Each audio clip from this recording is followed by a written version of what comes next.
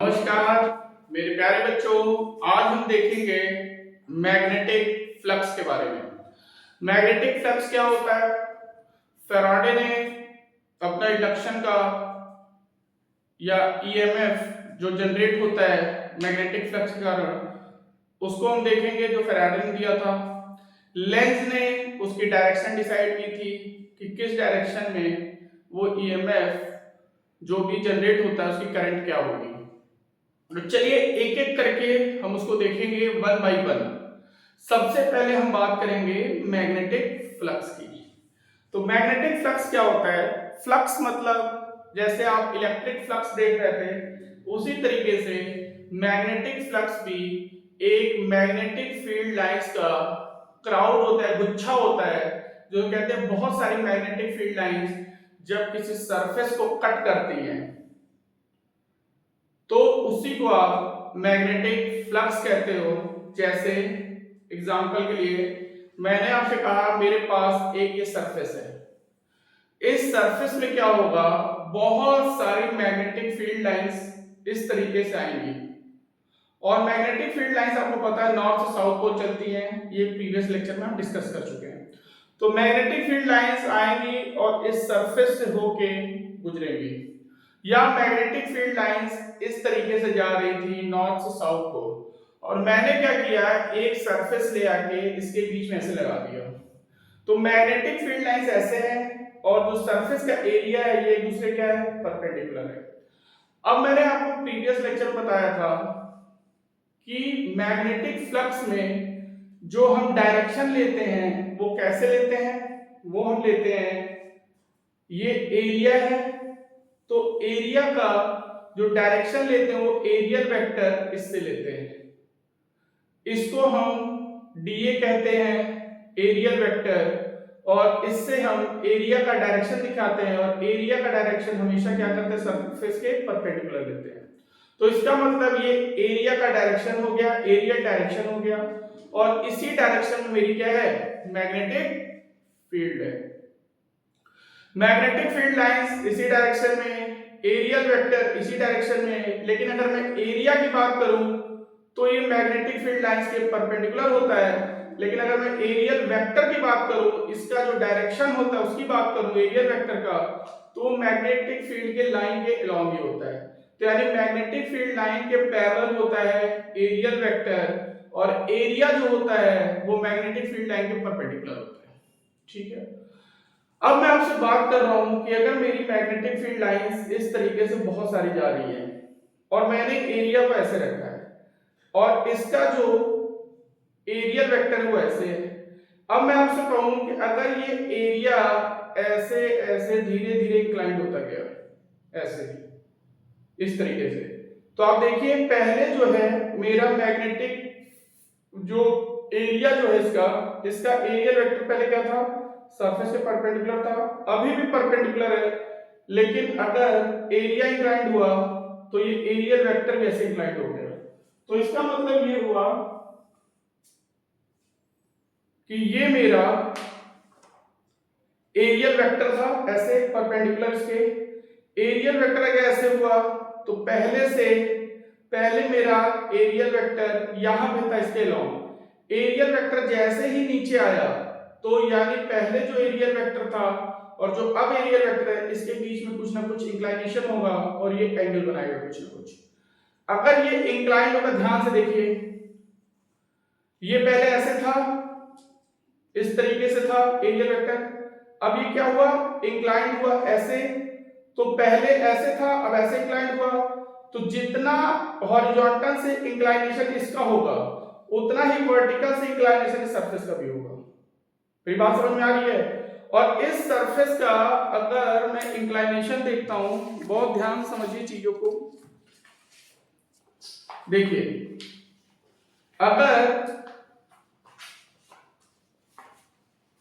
ये मेरा सरफेस है और इसको मैग्नेटिक फील्ड लाइन काट रही थी, अब ये सरफेस ऐसे इंक्लाइंड हो गया, तो अगर इसका एंगल देखोगे सामने से इधर से देखिए तो ये एंगल दिख रहा है, ये जो बीच में दिख रहा है आपको ये एंगल है। सरफेस इंक्लाइंड हुआ, अब इस सरफेस का, इस वाले सरफेस का जो परपेंडिकुलर कंपोनेंट टूटेगा एरिया का वो ये होगा।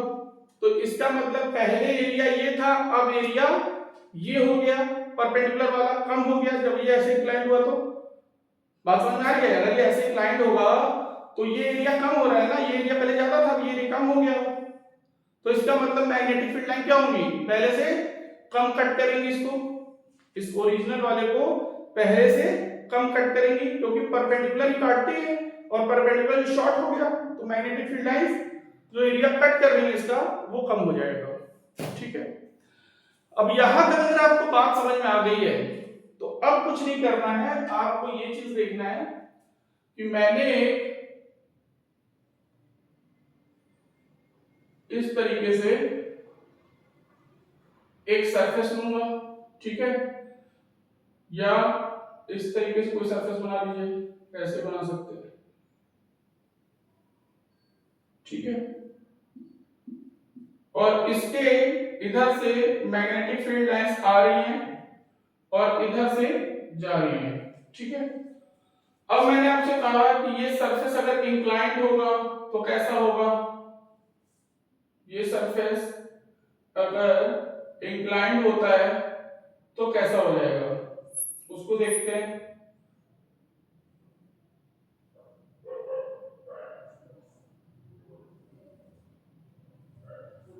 अगर मैं आपसे कहता हूं सरफेस मेरा क्या हो गया, इंक्लाइंड हो गया, पहले ये वर्टिकल था अब इंक्लाइंड हो गया, इंक्लाइंड होगा तो पहले इसका एरियल वेक्टर ऐसे था डीए, अब इसका एरियल वेक्टर ऐसे हो गया डीए, तो यानी पहले इधर की साइड था हॉरिजॉन्टल के साथ ही लाइन था और मैग्नेटिक फील्ड लाइंस मेरी ऐसे इसमें से जा रही है, ये मैग्नेटिक फील्ड लाइंस है जिसको हम बी से दिखा रहे हैं, इसको हम किससे दिखाएंगे, बी से। तो ये मेरी मैग्नेटिक फील्ड लाइंस है जो इसको कट करते हुए जा रही हैं।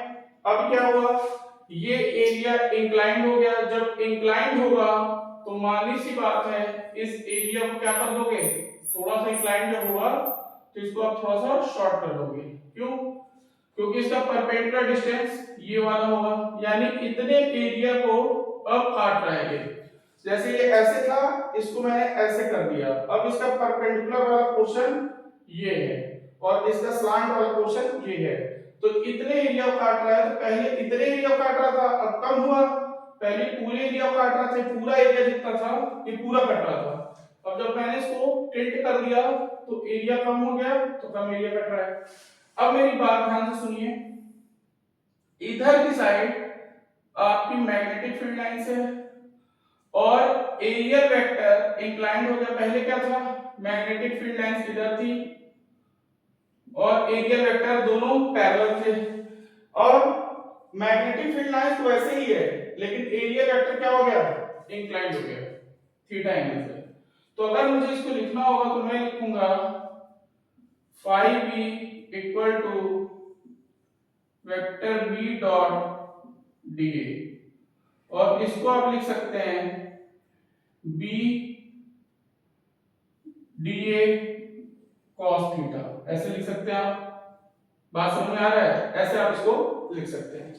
अगर एरियल वेक्टर और इसके बीच में एंगल 0 है तो मैग्नेटिक फ्लक्स ये क्या है, फाई बी, ये हमारा मैग्नेटिक फ्लक्स है, मैग्नेटिक फ्लक्स की वैल्यू मैक्सिमम होगी जब ये 0 होगा, यानी ये दोनों आपस में पैरेलल हैं, यानी ये मैग्नेटिक फील्ड लाइन और ये एरियल वेक्टर दोनों क्या है, पैरेलल हैं, उस केस में cos 0 वैल्यू मैक्सिमम, लेकिन अगर इंक्लाइंड होगा तो जैसे जैसे थीटा की वैल्यू बढ़ेगी वैसे वैसे इसकी वैल्यू कम होती जाती है और इसकी भी वैल्यू कम होती जाएगी, तो यानी दोनों पैरेलल है मैग्नेटिक फील्ड और एरियल वेक्टर, तो मैक्सिमम वैल्यू, जैसे जैसे इंक्लाइंड होगा तो इसकी वैल्यू कम होती जाएगी। इसकी वैल्यू कम और ज्यादा होने का मतलब कि जो एरिया को गुच्छा, जो मैग्नेटिक फील्ड लाइन गुच्छा है वो जब 0 होगा आपस में पैरेलल होंगे तो मैक्सिमम गुच्छा काटेगा, और जैसे जैसे कम होगा तो जो गुच्छा है क्राउडिंग ऑफ लाइंस है वो कम कट करेगी। तो ये मेरा एक मैग्नेटिक फ्लक्स का कॉन्सेप्ट है। अब इस लाइन का यूज करके, मैग्नेटिक फील्ड लाइंस का हम यूज करके ईएमएफ भी जनरेट कर सकते हैं और उसके थ्रू हम किसी भी अप्लायंस को चला सकते हैं। देखिए कितनी खूबसूरती है इसके अंदर कि मैग्नेटिक फील्ड लाइंस को यानी फ्लक्स को चेंज करके आप क्या कर सकते हो, किसी फैन को, किसी बल्ब को, किसी अप्लायंस को आप रन करा सकते हो। कैसे, देखते हैं। अगर मैंने आपसे ये कहा, ध्यान से देखिए, मेरे पास एक बार मैग्नेट था। क्या था? Bar magnet. और इसमें मैंने ये कहा इधर नॉर्थ पोल है, इधर साउथ पोल है। तो अगर मैं यहां पे बार मैग्नेट बनाऊं, देखिए ध्यान से देखिएगा, अगर मैं यहां पे बार मैग्नेट बनाता हूं, ध्यान से देखिए, अगर मैंने यहां पे एक बार मैग्नेट बनाया, इसको लिखा नॉर्थ और इसको लिखा साउथ, तो नॉर्थ पोल से क्या होता है, मेरी मैग्नेटिक फील्ड लाइंस बाहर निकलती है। आपको सबको पता है मैग्नेटिक फील्ड लाइंस क्या होती है, यहां से बाहर निकलती है। और आपको पता है ये कहां जाके मिलती है, इधर साउथ पोल से एंटर करती है। अब मैंने आपसे कहा कि मैंने यहां पे एक सर्कुलर कोई रिंग इसके सामने रख दिया। अब इस रिंग में मैंने क्या किया, ये रिंग कैसे बनी है, ये आपकी तरफ रिंग है, इस रिंग को चाहो तो ऐसे घुमा सकते हो। तो अब मैंने इसको उठाया और ऐसे लेके आया और इसके सामने रख दिया, इधर नॉर्थ पोल रखा अंदर की साइड, ठीक है। इसको मैंने ऐसे उठाया और ले ऐसे रिंग के सामने रख दिया। ये नॉर्थ पोल है इधर की साइड, साउथ पोल इधर की साइड। अब मैं क्या करूंगा, इस बार मैग्नेट को आगे सर्कल की तरफ ले आऊंगा, पीछे ले जाऊंगा, और ये जो रिंग है ये किसी न किसी मेटल की होगी। अब मैं आपसे ये कह रहा हूं कि इस तरीके से मैं कर रहा हूं, बार बार इस मैग्नेट को अंदर बाहर ऐसे वाला, ऐसे आगे पीछे टू एंड फ्रो मोशन, ऐसे ऐसे करा रहा हूं। जब ऐसे ऐसे कराऊंगा तो ध्यान से देखो, ये मैग्नेटिक फील्ड लाइन जब इसके पास आएगी तो इसका मतलब कि इसके अंदर मैग्नेटिक फील्ड लाइंस बढ़ जाएगी, जब दूर जाएगी तो मैग्नेटिक फील्ड लाइंस इस तरह कम हो जाएगी। जैसे ही पास ले जाएंगे, क्यों, क्योंकि मैग्नेटिक फील्ड लाइंस आगे जाके ऐसे फैलती हैं, तो जैसे जैसे दूर लाते जाओगे वैसे वैसे फैलेंगी। तो मैग्नेटिक फील्ड लाइंस हो सकता है 3 ही 4 काटे, जैसे गए तो 10 काटना शुरू की, फिर आगे गए तो 20। तो इसका मतलब मैग्नेटिक फील्ड लाइंस, इसके मोशन की वजह से मैग्नेटिक फील्ड लाइंस यहां पे चेंज हो रही है, यानी मैग्नेटिक फ्लक्स गुच्छा चेंज हो रहा है। और गुच्छा कहां था, ये था। तो मैग्नेटिक फील्ड लाइंस की क्राउडिंग इसको जो कट कर रही है वो कम और ज्यादा हो रही है। उसकी वजह से क्या होगा कि इसके अंदर, इस जो रिंग है इसके अंदर एक ईएमएफ जनरेट होता है। क्या जनरेट होता है, ईएमएफ। और ईएमएफ को क्या कहते हो, इलेक्ट्रोमोटिव फोर्स, और उसी को आप वोल्टेज के नाम से भी कहीं कहीं यूज करते हैं। तो इसका मतलब कि अगर फ्लक्स में चेंज हो रहा है तो इस कंडक्टर में आपका क्या होगा, ईएमएफ जनरेट होगा। ईएमएफ जनरेट होने का मतलब है कि इसके अंदर कोई ना कोई करंट फ्लो होगी। भाई जब वोल्टेज जनरेट होता है तो करंट फ्लो होती है ना, तो ये आपका, इसका मतलब ये हुआ कि अगर मैं इस मैग्नेट के मोशन को मैं कराऊं तो इसका मतलब फ्लक्स चेंज होगा, और फ्लक्स चेंज होगा तो आपका ईएमएफ जनरेट होगा, ईएमएफ जनरेट होगा तो आपका करंट फ्लो होगा। ये बात क्लियर है कि मैं इस मैग्नेट से इतना बड़ा काम कर सकता हूं कि अगर मैं इसके फ्लक्स को चेंज करूं, देखो इससे मतलब नहीं है कि कितनी ज्यादा लाइन काट रही है, ना ना ना ना ना, इस चीज से बिल्कुल कंफ्यूज मत होइएगा कि ज्यादा काटेगा तो करंट ज्यादा, ना, ये बात मैं नहीं कह रहा हूं। मैं ये बात कह रहा हूं कितनी जल्दी जल्दी इसको इस तरीके से फ्लक्स को चेंज करा रहे हैं, तो जितनी तेज आप फ्लक्स चेंज कराओगे उतना ही ज्यादा करंट होगा, ना कि नंबर ऑफ लाइंस बढ़ाने से करंट ज्यादा होगा, ना, ये लाइन बढ़ाने से नहीं होगा ज्यादा। अगर इसको आप मोशन जल्दी जल्दी कराओगे जितना, तो इसका मतलब उसके फ्लक्स में उतनी ही तेजी से चेंज होगा, और rate of change of flux is equal to EMF. Rate of change of flux equal to EMF. मेरी बात समझ में आ रहा है? अगर आप जितना तेजी से फ्लक्स को चेंज कराएंगे उतना ही तेजी से ईएमएफ जनरेट होगा। नंबर ऑफ लाइन से मतलब नहीं है बेटा, यहां पे इस बात को बहुत ध्यान से समझ लीजिए। आप कितनी तेज फ्लक्स चेंज करा रहे हैं उससे हमें मतलब है। बात समझ में आ गई। अब बात यहां पे ये है कि जो इसके अंदर करंट फ्लो होगा, भाई फैराडे ने तो ये बताया, फैराडे ने आपको ये बताया कि अगर फ्लक्स चेंज होगा तो इसमें ईएमएफ जनरेट होगा और एक करंट यहां पे फ्लो होगी। लेकिन आपको करंट की जो डायरेक्शन बताया वो बताया लेंस ने। बहुत ध्यान से समझिएगा, लेंस ने, उसको लेंस लॉ कहते हैं, लेंस ने आपको क्या बताया कि जो करंट की डायरेक्शन होगी वो इसमें कैसी होगी।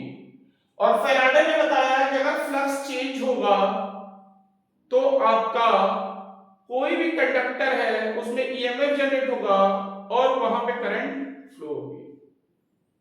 अब मेरी बात को बहुत ध्यान समझिए, लेंज ने यह कहा कि करंट की डायरेक्शन कैसी होगी। तो अगर मैं फ्लक्स इसमें बढ़ाता हूं, क्या करता हूं, फ्लक्स इसमें बढ़ाता हूं, तो ये क्या करेगा, ये जो रिंग है ये बढ़े हुए फ्लक्स का अपोज करेगा। अपोज इन द सेंस कि अगर मैं फ्लक्स बढ़ाऊंगा इसके अंदर तो ये अपने अंदर फ्लक्स घटाने की कोशिश करेगा और एक अपोजिट डायरेक्शन में मैग्नेटिक फील्ड लाइंस बनाएगा। देख लीजिए क्या बात कर रहा हूं मैं, समझिए बात को। मैंने कहा कि मैं जो है ये मान लीजिए मेरा ये मान लीजिए चल रहा है, इसको ले लेते हैं।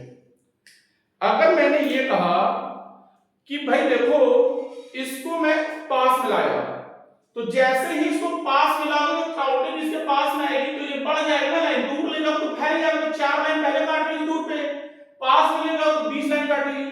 तो मैं आपसे ये कह रहा हूं कि लेंज ने ये कहा कि जब इसको पास में ले आओगे तो नंबर ऑफ लाइन ज्यादा काट रही है। अब इस नंबर ऑफ लाइन ज्यादा हो रहा है तो ये अपोजिट डायरेक्शन में मैग्नेटिक फील्ड लाइन बनाएगा, यानी उसका अपोज करेगा। एक बात समझ में आ रहा है। तो जब अपोज करेगा तो देखिए आप बाहर से इसको एक फ्लक्स दिए, इसने अपोज किया उस फ्लक्स का, जब अपोज करेगा तो मैग्नेटिक फील्ड लाइन इसके द्वारा कहां बनाई जाएगी, बाहर, और जो इसके द्वारा मैग्नेटिक फील्ड लाइन बाहर बनाई जा रही है तो उसके अकॉर्डिंग आप राइट हैंड थंब रूल से देखोगे तो ये इधर की साइड फ्लक्स बढ़ रहा था, जब ये पास हो जा रहा था फ्लक्स बढ़ रहा था, इसने उसका अपोज किया तो इस डायरेक्शन में फ्लक्स जनरेट किया, और जब इस डायरेक्शन में होगा तो आप ऐसे राइट हैंड थंब रूल से देखोगे तो इधर की साइड आपका फ्लक्स बना, तो करंट ऐसे। बात समझिए, एक्सटर्नल मैग्नेटिक फील्ड लाइंस अंदर जा रही हैं। बात समझ में आ रहा है, मेरी बात समझ में आई। एक्सटर्नल मैग्नेटिक फील्ड लाइंस कैसे जा रही है, अंदर। तो उस हिसाब से तो आप अंदर वाला थंब अंदर जा रहा है तो इसका मतलब करंट ऐसे बननी चाहिए, लेकिन ऐसा नहीं हो रहा। क्यों, हम करंट किससे देखेंगे, जिस जो ये अपोजिट डायरेक्शन में बना रहा है, और अपोजिट डायरेक्शन में किसके बना रहा है, अगर मैं इधर ले जा रहा हूं तो बढ़ रही तो इधर अपोजिट, इधर बाहर की साइड को निकलती हुई मैग्नेटिक फ्लक्स ही बनाएगा और इसकी वजह से करंट का फ्लो ऐसे होगा। अब दूसरी बात कर लेते हैं। अगर मैंने आपसे ये कहा कि भाई देखो ये मेरा एक मैग्नेट था और इसको मैं ऐसे ले जा रहा हूं बाहर, जब इसको मैं दूर लेके जाऊंगा तो ये जो लाइन से फैल जाएंगी और मैग्नेटिक फील्ड लाइन क्या होगी, अब इसको दूर लेके गए तो मैग्नेटिक फील्ड लाइन जो स्पेक्ट कर रही थी कम हो जाएंगी, पहले मान 50 कर रही थी तो अब 40 ही कर रही है। जब मैं इसको दूर ले गया तो ये क्या कोशिश करेगा, इसको बढ़ाने की। जब ये कम करेगा ना अपना तो ये क्या करेगा, उसी को बनाए रखने की कोशिश करेगा। तो ये अपोजिट डायरेक्शन में अंदर की साइड, जैसे 50 पहले से काट रहा था, मैंने इधर किया 40 हो गया, तो ये 10 और बनाएगा उसी को अपोज करने के लिए कि मेरा कम ना हो मैग्नेटिक फ्लक्स, जितना था उतना ही रहे। तो ये होगा कि ये उस टाइम पे मैं बाहर की साइड, इधर की साइड मैग्नेटिक फ्लक्स कर रहा हूं और ये क्या कर रहा है, अंदर की साइड बना रहा है। तो अब यहां पर ध्यान से देखिए, पहले केस में ये बाहर बना रहा था, अब ये क्या कर रहा है, अंदर की साइड। क्यों, क्योंकि मैं इसको दूर लेके जा रहा हूं और जब दूर लेके जाऊंगा तो मैग्नेटिक फील्ड लाइंस घटेगी, तो ये क्या करेगा, उसको बनाए रखने की कोशिश करेगा, तो इस अपोजिट अंदर की साइड मैग्नेटिक फील्ड लाइंस बनाएगा। और जब मैग्नेटिक फील्ड लाइंस अंदर साइड बनाएगा तो अगर मैं सामने से देखूं तो मैग्नेटिक फील्ड लाइंस अंदर जा रही है तो उसको आप किससे दिखाते हो, क्रॉस से। और जब वो अंदर जा रही इसके द्वारा बनाई हुई, तो फिर हम राइट हैंड हम लोग ऐसे लगा देंगे। तो इसका मतलब अब क्या हो रहा है, इधर की साइड करंट जा रही है। तो फर्स्ट केस में ये बात थी और सेकंड केस में ये बात है। बात समझ आ रहा है? ये कब बन रहा था, जब ये मैग्नेट इसके पास में जा रहा था इधर, तो ये करंट ऐसे बन रहा था। क्यों? क्योंकि उसका अपोज कर रहा था मैग्नेटिक फ्लक्स को। और जब ये पीछे जा रहा है इधर की साइड, तो फिर क्या हो रहा है, ये इसको अपोज कर रहा है घटने को, तो फिर ये अंदर की साइड बना रहा है, तो दूसरे केस में ऐसे बनेगा। तो ये लेंज ने दिया था नियम कि ये अपने फ्लक्स को बनाए रखने की कोशिश करेगा जो इनिशियल था, और उसकी वजह से इसके अंदर एक सेल्फ इंडक्शन करंट आएगा और इसको इंड्यूस्ड करंट कहते हैं। बात समझ में आ रहा है? और ये इंड्यूस किसके द्वारा हुआ है, इस मैग्नेट के द्वारा।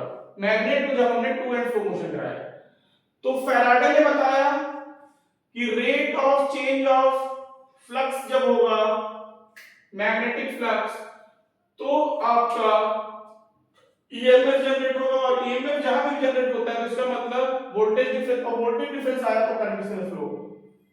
ये बात इन्होंने ईएमएफ की बताई थी फैराडे ने। लेंज ने ये कहा कि करंट को कैसे देखना है, वो इन्होंने बताया कि अगर मैं इसका जब फ्लक्स चेंज करता हूं तो ये तो बनता है, लेकिन ये फ्लक्स चेंज को क्या करता है, अपोज करता है, और अपोज करके अपोजिट डायरेक्शन में एक खुद से फ्लक्स बनाता है, जिसकी वजह से इनिशियल फ्लक्स उसका मेंटेन रहे, और उसी की वजह से इसके अंदर एक करंट फ्लो होता है। और दोनों मैंने दिखा दिया, एक बार आगे जाते हुए और एक बार मैग्नेट को पीछे आते हुए, यानी एक बार मैग्नेटिक फ्लक्स बढ़ रहा है और एक बार मैग्नेटिक फ्लक्स घट रहा है। तो घटने वाले को ये बढ़ाएगा और बढ़ने वाले को घटाएगा, और उसी के अकॉर्डिंग इसके अंदर करंट फ्लो होगा, क्लॉकवाइज और एंटी क्लॉकवाइज। बात समझ में आ गई? तो देखिए मैंने ये आपको कॉन्सेप्ट बताया, ठीक है। इसका जो भी थ्योरेटिकल पोर्शन है या जो भी चीजें इसकी और भी बनानी है, वो हम आपको नेक्स्ट लेक्चर में बताएंगे। तब तक के लिए नमस्कार।